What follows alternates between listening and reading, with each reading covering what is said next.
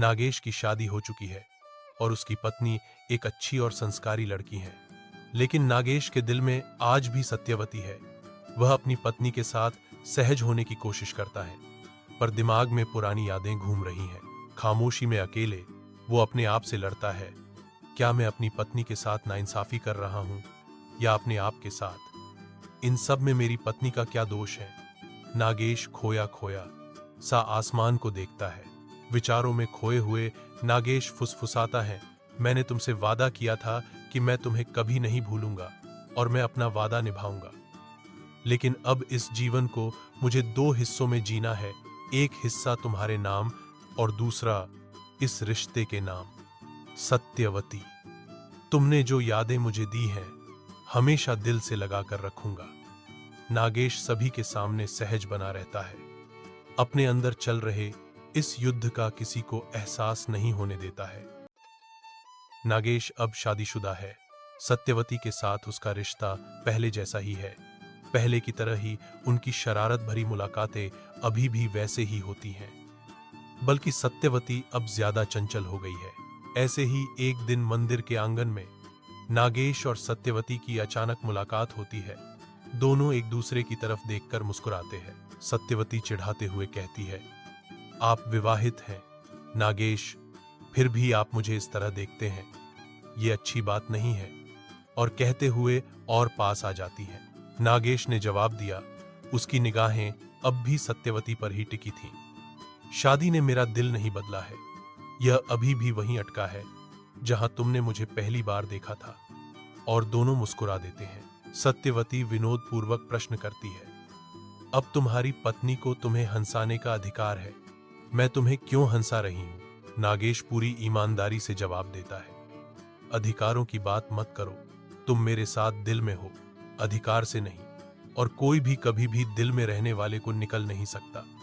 सत्यवती के चेहरे पर अलग सी चमक आ गई है। नागेश बेचैनी से इधर उधर घूमता है।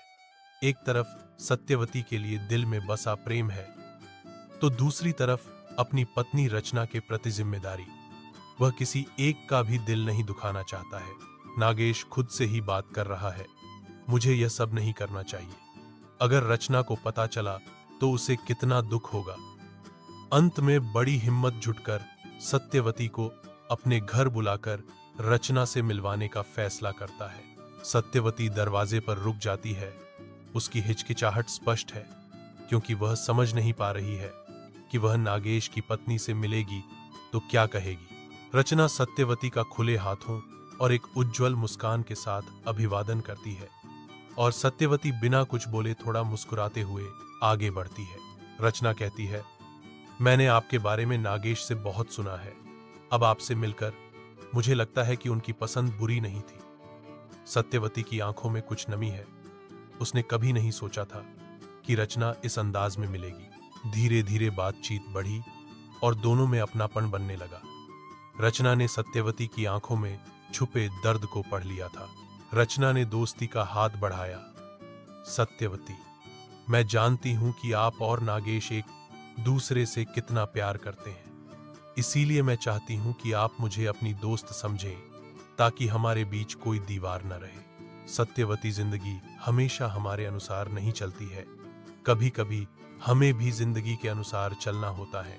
सत्यवती बिना कुछ बोले हल्का सा मुस्कुरा देती हैं। इसी पल से दोनों में एक सहेली जैसा रिश्ता हो गया। अब सत्यवती जब भी कहीं नजर आ जाती, रचना नागेश को छेड़ देती। उसे परेशान करने का अब नया बहाना मिल गया था। सत्यवती किसी काम से उनके घर की तरफ आई थी। रचना शरारत से आंखें चमकाते हुए नागेश को कोहनी मारती है, अरे वाह, देखो यहां कौन है, तुम्हारी पुरानी प्रेमिका। क्यों, दिल में कुछ कुछ होने लगा क्या? इसे देखकर नागेश घबरा कर देखता है।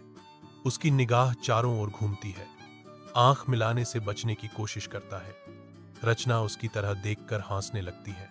सत्यवती नागेश और रचना को देखकर धीरे से मुस्कुराती है। उसकी आंखें कोमल मनोरंजन में झुकी हुई हैं। नागेश नकली झुंझलाहट के साथ जवाब देता है, बस करो रचना, अब ज्यादा मजे मत लो। रचना कहती है, अरे तो क्या हुआ अगर मैंने मजाक कर लिया तो? अब सत्यवती और मैं अच्छे दोस्त बन गए हैं। हमें तुम्हें छेड़ने का पूरा अधिकार है। और सत्यवती की तरह देखकर मुस्कुरा देती हैं। रचना और सत्यवती की दोस्ती क्या रूप लेती है? कहीं सत्यवती के प्रेम से नागेश और रचना के रिश्ते में दरार तो नहीं आ जाएगी? जानने के लिए देखिए एनजी की प्रेम कहानी पार्ट 12।